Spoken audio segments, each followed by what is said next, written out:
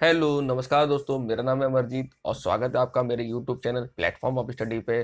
Friends, आज मैं आपके लिए जीके वन लाइनर 1000 क्वेश्चन की सीरीज का पार्ट 4 लेकर आया हूँ। इससे पहले हम 3 पार्ट अपलोड कर चुके हैं, जिनका लिंक मैंने डिस्क्रिप्शन बॉक्स में दे रखा है। यदि आपने वो वीडियो नहीं देखी है तो वहाँ से जाकर वो वीडियो दे सकते हैं।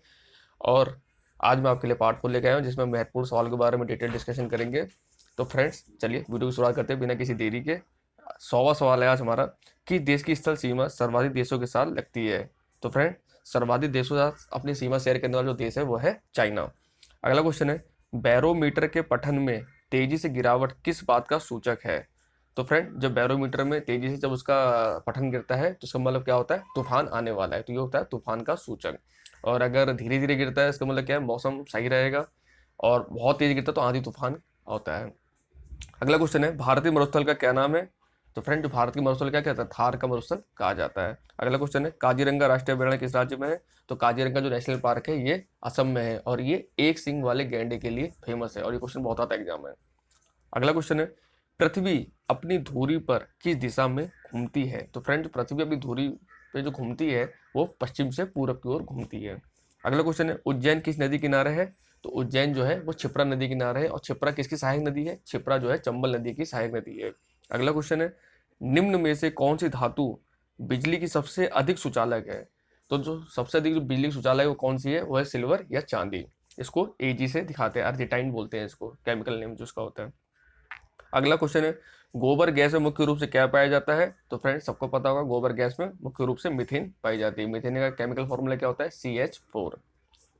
अगला क्वेश्चन है, स्वतंत्रता मेरा जन्मसिद्ध अधिकार है और मैं इसे लेकर रहूंगा, किसने ये कहा था। मतलब ये कथन किसका है, तो ये कथन है लोकमान्य तिलक जी का। अगला क्वेश्चन है, राज्यसभा के सदस्यों का चुनाव कितनी अवधि के लिए किया जाता है। तो फ्रेंड, जो राज्यसभा के जो मेंबर होते हैं वो 6 वर्ष के लिए इलेक्टेड होते हैं। और ये हमारा क्या है, उच्च सदन होता है हमारा ये संसद का। दूसरी, इसके जो 1/3 मेंबर हैं वो हर 2 साल में रिटायर होते रहते हैं, इसलिए ये कभी डिसॉल्व नहीं होती है, ये स्थायी सदन है हमारा। जबकि लोकसभा 5 साल के बाद इलेक्शन कराने पड़ते हैं। ये यही अंतर है राज्यसभा लोकसभा में। और राज्यसभा का जो मेन सभापति होता है वो कौन होता है, तो वो वाइस प्रेसिडेंट ऑफ इंडिया होते हैं, उपराष्ट्रपति। इस समय कौन है राज्यसभा के सभापति कौन है, तो वो है श्री M वेंकैया नायडू जी। अगला क्वेश्चन है, हिंदी भाषा की लिपि कौन सी है। तो हिंदी भाषा की जो लिपि है वो है देवनागरी। अगला क्वेश्चन है, हमारी आकाशगंगा का नाम क्या है। तो जो हमारी आकाशगंगा है तो उसका क्या नाम है, उसका नाम है मिल्की वे या दुग्ध मेखला हिंदी में। अगला क्वेश्चन है, हिंदी भाषा का पहला समाचार पत्र कौन सा था। तो जो हिंदी भाषा का जो पहला समाचार पत्र था वो था उदंत मारतंड। और पहला न्यूज़पेपर कौन सा था, वो था जेम्स ए हिक्की के द्वारा शुरू किया गया था। उसका क्या नाम था वो आप मुझे कमेंट बॉक्स में बताइएगा। अगला क्वेश्चन है, तुलसीदास कृत रामचरितमानस हिंदी भाषा की किस बोली में लिखी गई है।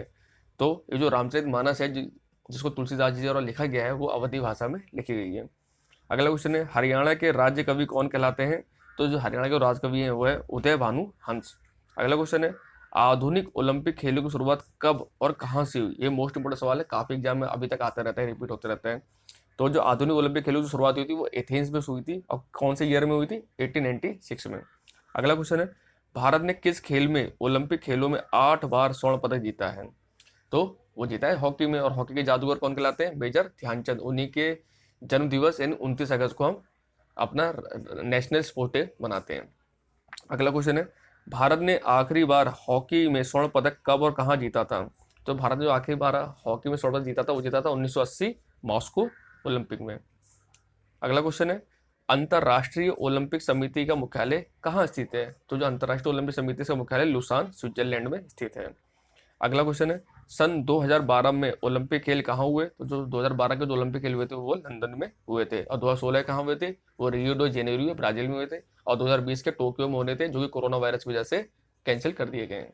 अगला क्वेश्चन है, ओलंपिक ध्वज में कितने गोले हैं। तो ओलंपिक ध्वज में जो गोले बने होते हैं टोटल 5 होते हैं। सॉरी, एक ओलंपिक में सर्वाधिक स्वर्ण पदक जीतने वाला खिलाड़ी कौन है। तो सबसे ज्यादा जीता है किसी ने, माइकल फेल्प्स, ये अमेरिका के हैं। और ये किसके संबंधित है, या मुझे कमेंट बॉक्स में बताइएगा। अगला क्वेश्चन है, सन 2020 में ओलंपिक खेल कहाँ होंगे। तो ये भी बताया टोक्यो जापान में होने थे लेकिन नहीं हुए।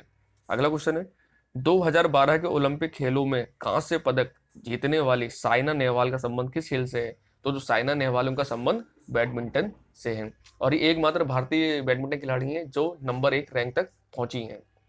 अगला क्वेश्चन है, भारत ने ओलंपिक खेलों में पहली बार किस वर्ष भाग लिया था? तो जो भारत पहले ओलंपिक गया था सन 1900 में गया था। अगला क्वेश्चन है, ओलंपिक खेलों में पदक जीतने वाली पहली भारतीय महिला खिलाड़ी कौन है? तो ओलंपिक पदक जीतने वाली जो पहली भारतीय खिलाड़ी थी वो थी कर्णम मल्लेश्वरी। अगला क्वेश्चन है, बैक टू वेदास, वेदों की ओर लौटो, नारा किसने दिया था? तो ये दिया था महर्षि दयानंद सरस्वती ने। ठीक है, और इन्होंने आर्य समाज की स्थापना भी की थी। कब की थी? 1875 ईस्वी में, मुंबई में। अगला क्वेश्चन है, प्रसिद्ध झंडा गीत झंडा ऊंचा रहे हमारा की रचना किसने की थी? तो ये जो गाना है ये लिखा गया था श्यामलाल गुप्त पार्षद के द्वारा। अगला क्वेश्चन है, पशुओं में मिल्क फीवर बीमारी किसी कमी कारण होती है? तो जो मिल्क फीवर बीमारी है ये कैल्शियम की कमी कारण होती है। अगला क्वेश्चन है, मानव शरीर के किस अंग द्वारा यूरिया को रक्त से फिल्टर किया जाता है? तो आप सबको पता है जो गुर्दा होता है हमारा, ये रक्त को शुद्ध करने में सहायता करता है हमारी बॉडी में। गुर्दे जिनको बीमारी होती है उनको इसलिए डायलिसिस कराना पड़ता है, क्योंकि जो ब्लड में जो यूरिया वगैरह होता है उसको कौन निकालता है? उसको हमारा गुर्दा ही निकालता है। सॉरी। और लास्ट क्वेश्चन इस वीडियो का, किस एकमात्र भारतीयों को अर्थशास्त्र में नोबेल पुरस्कार मिला है? तो फ्रेंड, एकमात्र जो भारतीय जिनको अर्थशास्त्र में नोबेल प्राइज मिला है, अब तो दूसरे ही मिल गया, बीडी बनर्जी हैं। तो इसका आंसर है प्रोफेसर अमर्त्य सेन। अमर्त्य सेन, इनको कब मिला था? 1998 में इनको नोबेल प्राइज मिला था। ये भी याद रखिएगा फ्रेंड्स। ठीक है, thank you for watching my video.